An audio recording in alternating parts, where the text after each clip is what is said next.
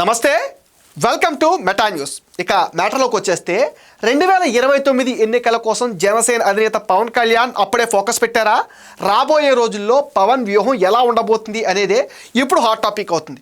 2024 ఎన్నికల్లో 21 ఎమ్మెల్యే సీట్లు, 2 ఎంపీ సీట్లు సాధించిన జనసేన 100% స్ట్రైక్ రేట్ తెచ్చుకుంది.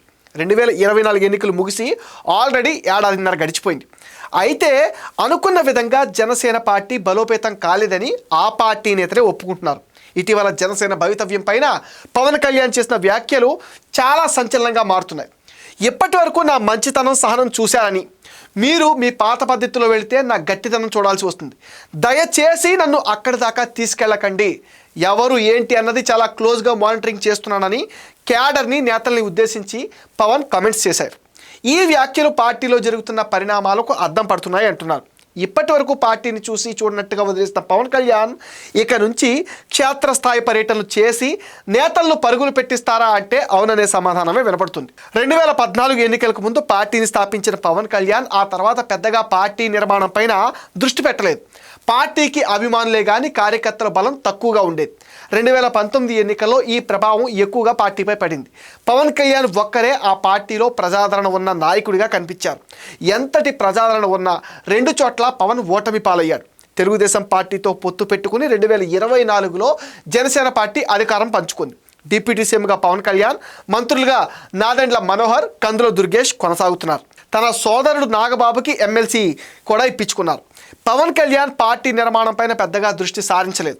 దీనిపైన జనసేన పార్టీ కార్యకర్తలు కాస్త ఇబ్బంది పడుతూనే ఉన్నారు. అయితే ఇప్పుడు పార్టీ కమిటీల నిర్మాణంతో పాటుగా పార్టీ ఆంధ్రప్రదేశ్ రాష్ట్ర అధ్యక్షుల నియామకం, జిల్లా అధ్యక్షుల పదవుల నియామకాలను పూర్తి చేయాలని పవన్ కళ్యాణ్ భావిస్తున్నారు.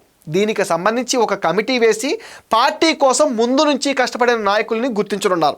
సామాజిక వర్గాల విషయంలో ఎక్కడా విమర్శలు రాకుండా ఉండే విధంగా పవన్ అడుగులు వేస్తున్నట్టుగా చెప్తున్నారు.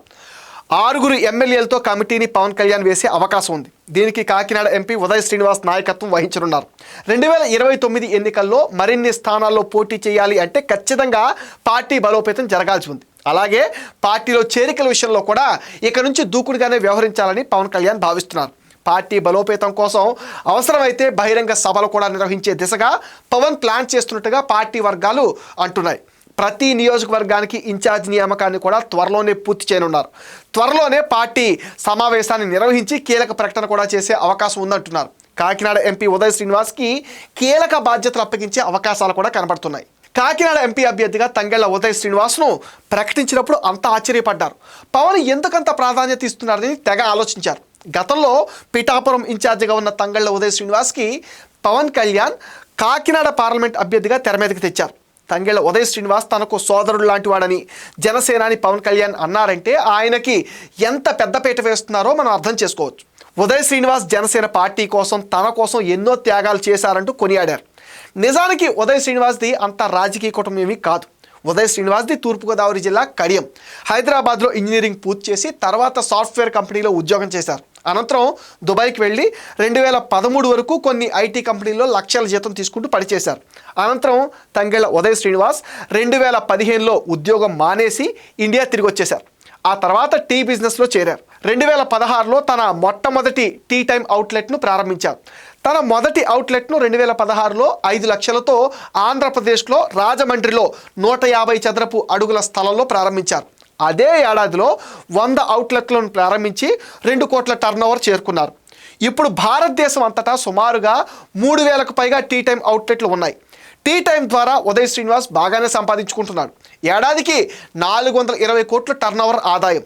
ప్రస్తుతం 45 మంది ఉద్యోగులతో వివిధ అవుట్లెట్లకు ముడి పదార్థాలు సోర్సింగ్ మరియు సరఫరా నిర్వహిస్తూ అండ్ మార్కెటింగ్ ఇతర అంశాలు కూడా పర్యవేక్షిస్తున్నారు.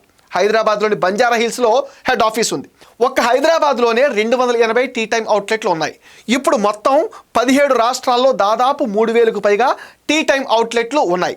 2024లో జనసేన నుండి కాకినాడ ఎంపీగా పోటీ చేసి 2 లక్షల పైచిలకు మెజార్టీతో అఖండ విజయం సాధించారు. అండ్ మాజీ ఎంపీ గిరిజాల వెంకటస్వామి నాయుడు తర్వాత కడియం నుంచి పార్లమెంట్లో తెలుగువాడి వినిపించే సువర్ణ అవకాశం ఉదయ్కి దక్కింది. ఎన్డీఏ కూటమిలో పవన్ కళ్యాణ్ ఉండటం, పవన్కి అత్యంత సన్నిహితుడిగా మారిన కడియం కుర్రాడు పార్లమెంట్లో తన వాణి వినిపిస్తున్నారు. తూర్పుగోదావరి జిల్లాలో కాకినాడ ఎంపీకి తెలియకుండా జనసేన కార్యకలాపాలు అస్సలు సాగడం లేదు. పిఠాపురంలో పేరుకి పవన్ కళ్యాణ్ ఎమ్మెల్యే కానీ ఏ పని జరగాలన్నా తంగెళ్ల ఉదయ్ శ్రీనివాస్ ప్రమేయం ఉండాల్సిందే. జనసేనలో ఉదయ్ శ్రీనివాస్ కీలకంగా వ్యవహరించడం, పవన్ ఆయనకు ప్రాధాన్యత ఇవ్వడం చాలా చర్చనీయాంశంగా మారింది. జనసేన పార్టీని మరో 2 ఏళ్లలో బలోపేతం చేస్తేనే వైసీపీని గట్టిగా ఎదుర్కోగలుగుతామని పవన్ భావిస్తున్నారు. వివిధ ఆరోపణలు ఎదుర్కొంటున్న జనసేన ఎమ్మెల్యేలకు పవన్ స్వీట్ వార్నింగ్ ఇస్తున్నారు. ఇది మెటా న్యూస్ అప్డేట్. ఈ వీడియో పైన మీ ఒపీనియన్ని కామెంట్ సెక్షన్లో మెన్షన్ చేయండి. Please support Meta News. Please subscribe Meta News.